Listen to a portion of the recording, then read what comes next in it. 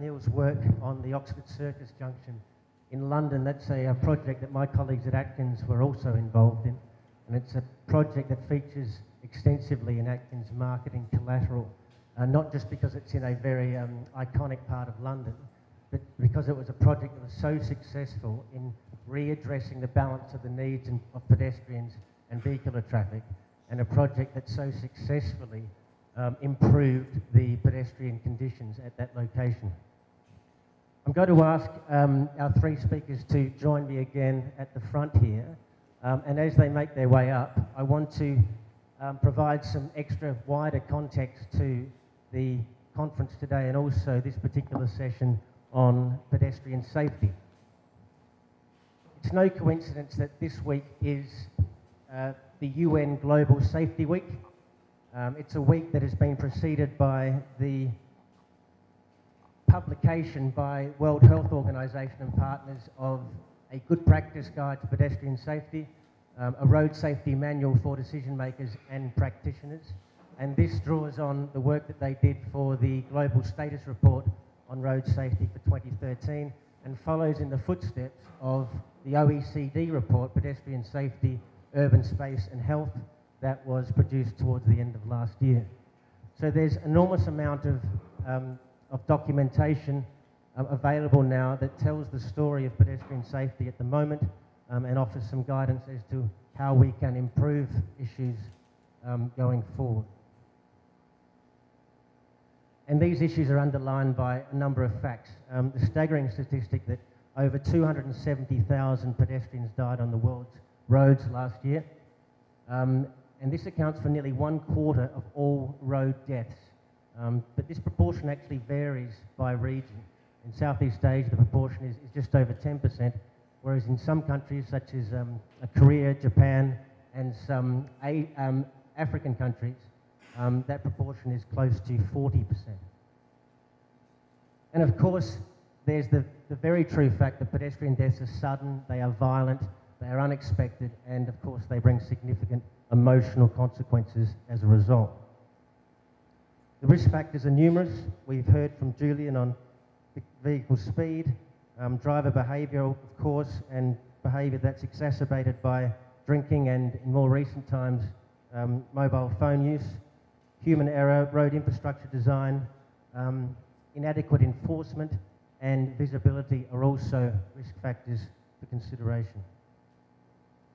But the best practice is not advising us to stop walking to eliminate these risks. What it's saying is that we should be putting better measures in place to protect pedestrians, and this will actually bring multiple benefits. Not just safety benefits, but health benefits, as we've already heard, environmental benefits, because more people are walking and not using motorised transport, and finally, of course, community benefits, because pedestrians tend to congregate together in a way that motorists cannot. The Safe Walking Framework within the World Health Organization best practice seeks to enforce new and existing laws. Infrastructure design that seeks to segregate, but not only segregate, also to lower speed and improve visibility. We are seeking more pedestrian zones within city centres, vehicle designs that actually reduce the impact on a pedestrian at impact, and enhanced trauma care systems. So what about Hong Kong? Well, we've seen from Julian these two graphs already, and they show an encouraging trend of reduced accidents and numbers killed. And as I was listening to the presentations just now, it struck me that there was a common thread running through each of the themes.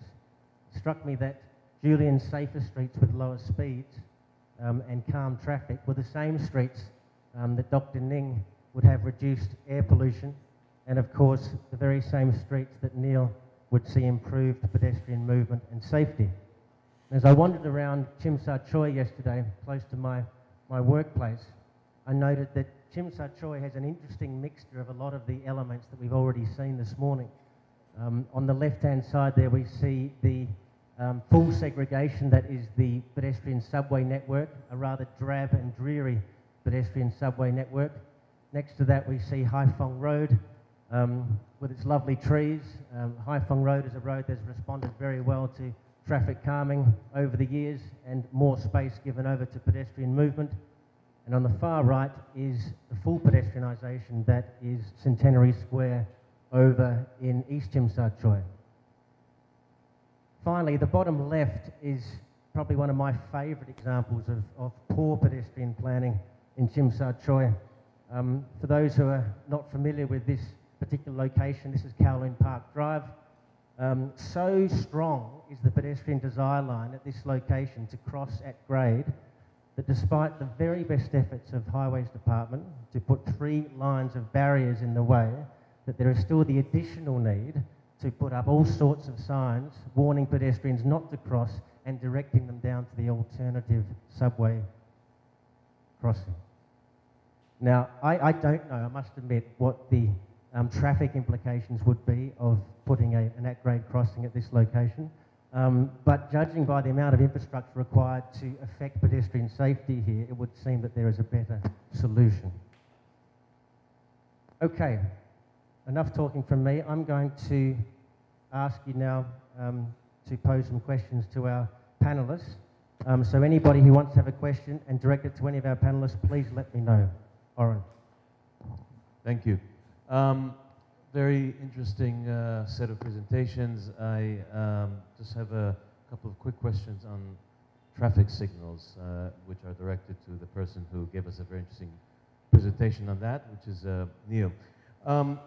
2 questions. One, as an engineer, as a traffic engineer, I'm very curious to know your view on what to me seems like huge inefficiency in or kind of moments of imbalance between the saturation on the road and saturation on the sidewalk. My own personal solution to that is jaywalking. And I'm wondering if, and I think, yes, thank you, I think I am helping the public, even though everybody looks at me as a criminal, but I do think it's, if everybody jaywalked, it might restore some balance. But I'm really interested to know what the engineering view is on jaywalking. That's question number 1. Question number 2, anecdotal observation in Hong Kong and some degree elsewhere tells me that the bigger the plots, the wider the roads. I mean the plots, I mean the parcels being developed or surrounded by roads, you know, as opposed to, let's say, a close, a tighter grid, the longer the light cycles, the signal cycles. Is that because our engineers are lazy in new areas where you have, you know, wider roads and so on, or is that something that's kind of part of the laws of physics of traffic signals? Can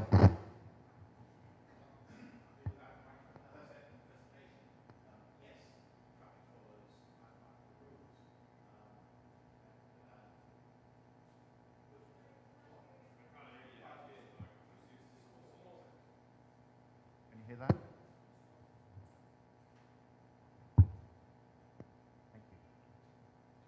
Thank you. But what has come to the fore in most recent years is actually psychology, and that's understanding the behavior of people as they use the roads, both drivers and pedestrians. And of course, that differs around the world. So, for instance, in Berlin, you'll see people waiting at a traffic light for 60 seconds for the green man to come up. There isn't a vehicle within 300 meters. In London, you won't see that because people jaywalk. In Hong Kong, there's a mixture of behaviors. Undersaturated traffic signals for traffic will naturally mean that pedestrians will wait. What am I waiting for? And they will want to cross. Ideally, the signal settings should change about 6 or 7 times a day to accommodate that, so that you shouldn't have to wait too long.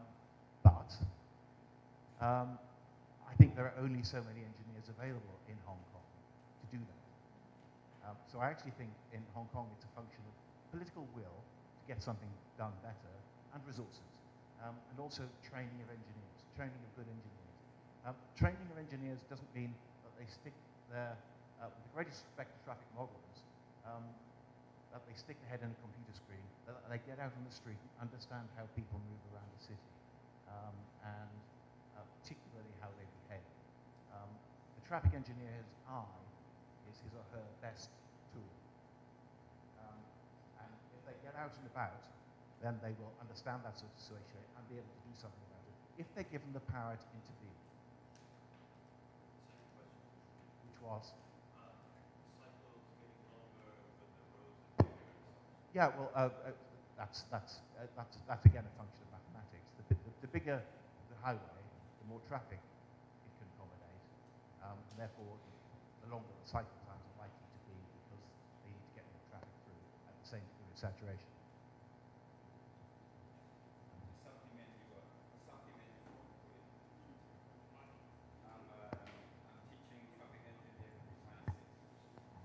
You. We never design signal for pedestrian flow, as you know. We design signal for vehicular flow. Only when the pedestrian is really